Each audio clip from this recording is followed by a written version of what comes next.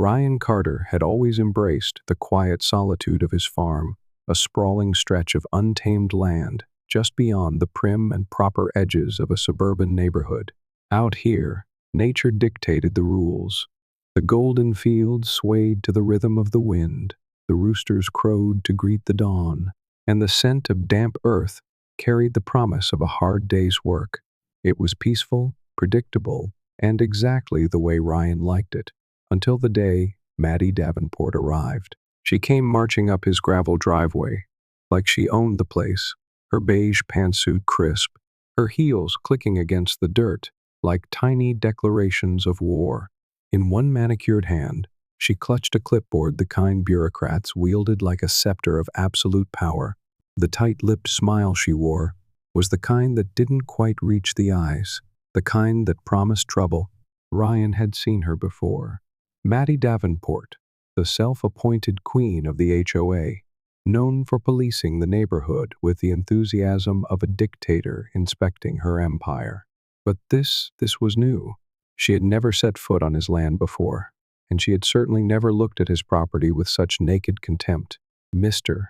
Carter," she began, her voice a careful mix of authority and condescension. "I've received multiple complaints from concerned residents about the unsightly nature of your property. It's bringing down community standards."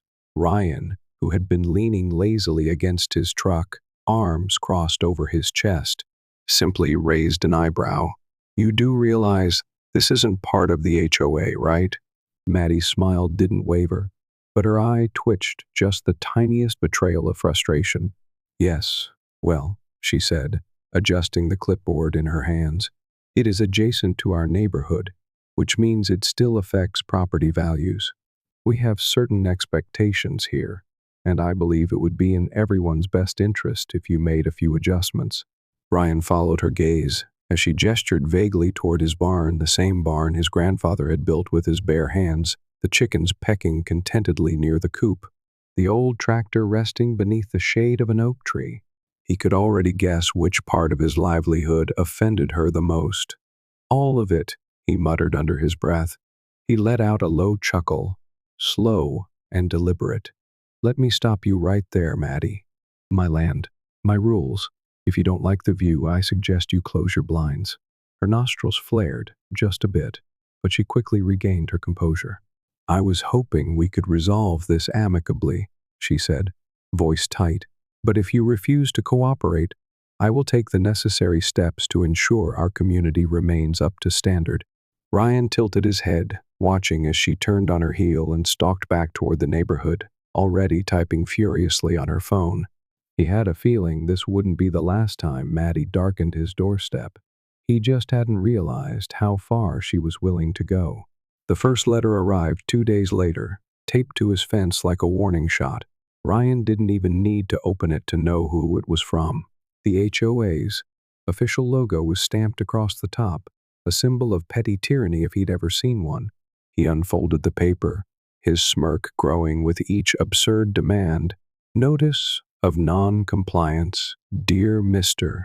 Carter, it has come to our attention that your property violates multiple community standards as outlined by the HOA.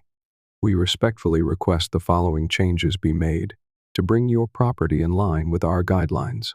The rooster's morning crow exceeds acceptable noise levels. Your barn's red paint does not match the approved neighborhood color palette.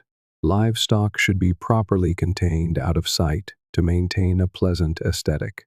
Your gravel driveway does not meet HOA paving standards." Ryan let out a short, incredulous laugh. The sheer audacity of it. Did Maddie really think she could dictate what color he painted his own barn?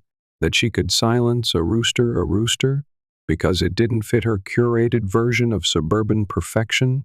He crumpled the letter in his fist and tossed it onto the passenger seat of his truck. This wasn't just overreach. This was personal. And she wasn't done. 2 days later, another letter. The list of demands had escalated. All farm animals must be relocated or housed indoors.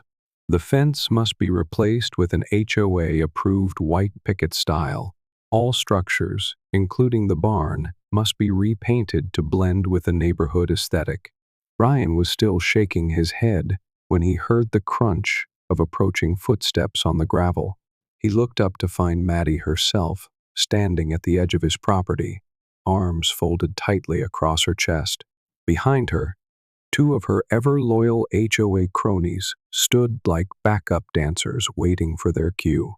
"Mr. Carter," she said, her voice cool and clipped. "Ignoring official HOA correspondence will not make this issue go away." Ryan unfolded the new letter and skimmed it, his smirk deepening. "Wow, you really don't give up, do you?" Maddie's smile was tight, forced.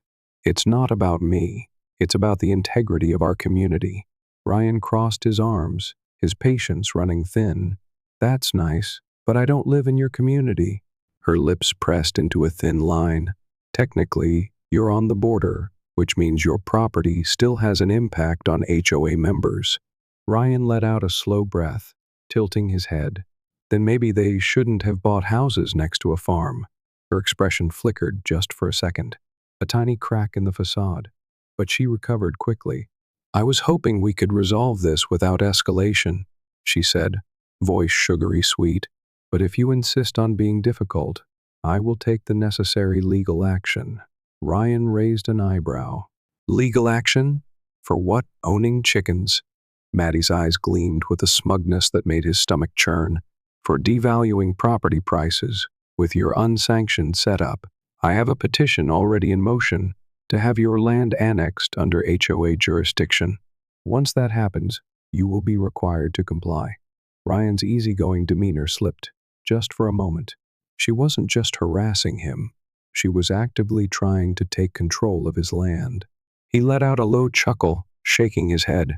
"All right, Maddie. You want to play games? Let's play." She smirked, mistaking his amusement for surrender. With one final glance at his property, like she was already mentally redesigning it, she turned and strode back toward the neighborhood, her cronies trailing behind her. Ryan watched her go, his jaw tightening. She wanted a war? Fine, she was about to get one. Ryan had been expecting Maddie to escalate. He knew people like her, people who thrived on control, who couldn't stand being defied. She had exhausted the warning letters, the threats, and even her laughable attempt to get the local zoning board involved, but nothing had worked. The officials had shut her down, stating in no uncertain terms that Ryan's farm was private property, outside HOA jurisdiction, and completely legal. That should have been the end of it. But Maddie wasn't the type to accept defeat, so when his phone buzzed at 2:13 a.m., Ryan wasn't entirely surprised. He blinked against the glow of the screen, the security app flashing a motion alert from the barn camera. With a frown, he tapped the notification, the live feed flickering to life. And there she was, Maddie Davenport, in black, creeping along the edge of his property like a raccoon caught in a trash can. A hood was pulled up over her perfectly styled hair, but there was no mistaking the sharp, determined lines of her face. In one hand, she held a measuring tape, in the other, a can of spray paint. A clipboard was tucked under her arm, as if this were some official HOA business and not literal trespassing. Ryan's lips curled into a slow, dangerous grin. She was trying to fabricate a violation. It was almost too easy. The moment she stepped past the no trespassing sign, the motion-activated floodlights erupted to life. The entire property lit up like a football stadium, casting Maddie in a bright, humiliating spotlight. She froze, mid-step, her eyes wide with pure, unfiltered panic. And the cameras? They were rolling. Ryan didn't rush. He stretched, pulled on his boots, and slung his shotgun casually over one shoulder before stepping onto the porch. He took his time, letting the heavy silence stretch, letting Maddie feel the weight of what she'd just done. When he finally spoke, his voice carried easily across the still night air. "Maddie," he called, thick with amusement. "What exactly do you think you're doing?" She whipped around, clipboard slipping from her fingers, landing in the dirt with a pathetic little thud. Her lips parted, but no words came out, just a strangled, mortified noise. she was caught. And then, "Hey, Ryan," a voice rang out from next door. "Tom." Ryan barely had to look to know his neighbor was already leaning on his porch railing, phone in hand, recording everything. "Want me to send you the footage from my camera, or you got it covered?" Maddie made a sound somewhere between a gasp and a whimper. More porch lights flicked on. More neighbors emerged, drawn by the blinding floodlights and the commotion. Even Old Man Jenkins, the grumpiest man on the block, shuffled out onto his porch in his bathrobe, squinting through his thick glasses. "What's going on?" he grumbled. Ryan smirked. "Oh, just some HOA business." The murmurs grew. Maddie's own supporters were among them now, whispering, shifting uncomfortably as the truth unraveled right before their eyes. She wasn't protecting the community. She was harassing a man on his own land. Linda, her ever-loyal second in command, took a hesitant step forward. "Maddie, is this true?" Maddie's breath hitched. She looked trapped, like a wounded animal, her once unshakable authority crumbling under the weight of a dozen watchful eyes. Ryan crossed his arms. "I've got enough footage to file a trespassing complaint and a restraining order." He let that sink in before tilting his head. "But I'll tell you what, if you walk away right now, drop this whole take over my farm nonsense, and resign as HOA president, I might just let it slide." The silence that followed was thick enough to choke on. Maddie's hands clenched at her sides, her entire body trembling not with fear, but with rage. She looked like she wanted to scream, like she wanted to throw the clipboard at his face. But she couldn't. Not with everyone watching. She sucked in a sharp breath. And then, "Fine." The word was forced through clenched teeth, barely more than a whisper. And then, with nothing left to say, she turned and stormed off, leaving behind her clipboard, her spray paint, and the shattered remains of her reputation. Ryan watched her retreat, the weight of victory settling across his shoulders. Maddie Davenport, the once unstoppable queen of the HOA, had just lost her crown. And the war? It was over. Word of Maddie's downfall spread through the neighborhood like wildfire. Within hours, the once feared queen of the HOA had become the subject of whispered conversations, smothered laughter, and poorly concealed smirks. At first, the HOA tried to damage control. Maddie's loyal enforcers, Linda and Carol, scrambled to pretend nothing had happened. At the next HOA meeting, Carol, her voice tight with forced optimism, whispered, "Maddie was under a lot of stress. Maybe we should just move on." But no one was buying it. The residents had seen the footage. They had watched Maddie slink away in disgrace, caught in her own web of control and obsession. Even the most die-hard HOA loyalists couldn't argue their way out of cold, hard evidence. Then came the final blow. 2 weeks later, Maddie put her house up for sale. No announcement. No farewell letter to the HOA. Just a for sale sign driven into the pristine, perfectly trimmed lawn she had once lorded over. Ryan heard it from Tom first. "Well, well," Tom drawled, propping his boots up on his porch railing, a beer in hand.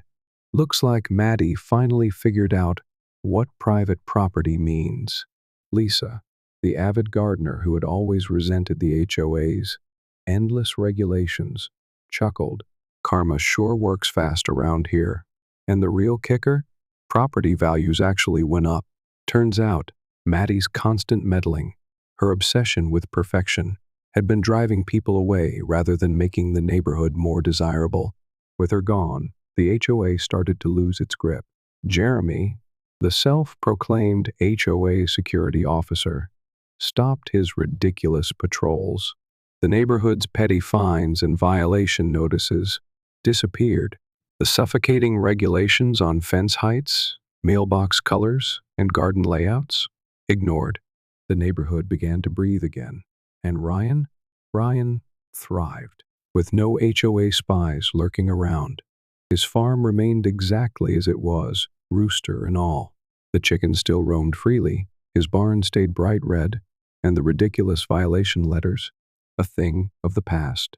But he wasn't quite done celebrating. As one final tribute to his victory, Ryan called up his artist friend again, and the next morning, the neighborhood woke up to find a new addition to the infamous barn mural. Right next to the giant cartoon rooster, he had a tiny, furious caricature of Maddie, drowning in a pile of HOA paperwork, her fists shaking at the sky in silent, eternal outrage. At the next neighborhood barbecue held at Ryan's farm, of course, the whole street roared with laughter at the masterpiece. Even a few former HOA loyalists cracked a smile. Old Man Jenkins, beer in hand, slapped Ryan on the back. "Damn good work, kid. You put that woman in her place." Tom raised his drink. "To the man who took on the HOA and won." The crowd cheered. Ryan leaned back in his chair, watching the sun dip below his unrestricted, unregulated, unconquered land. Maddie was gone. The HOA had backed off. And his farm? It had never looked better.